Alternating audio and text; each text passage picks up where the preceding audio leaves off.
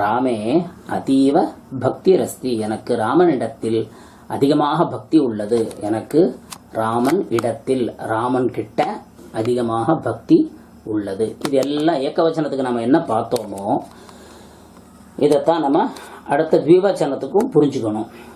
த்விவச்சனத்துக்கு எப்படி வருது? ராமௌ என்று வருது. அப்படி என்றால் இரண்டு ராமர்கள், இரண்டு ராமர்கள். ராமௌ என்றால் இரண்டாவது வரிசைக்கு ராமனை என்று இரண்டு ராமரை.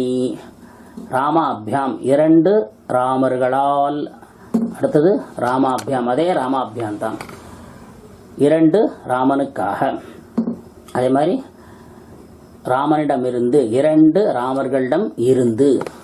அதுக்கப்புறம் ராமயோகோ இரண்டு ராமனுடைய, இரண்டு ராமனிடத்தில். ஹே ராமௌ, ஹே ராம, ஹே ராமௌ.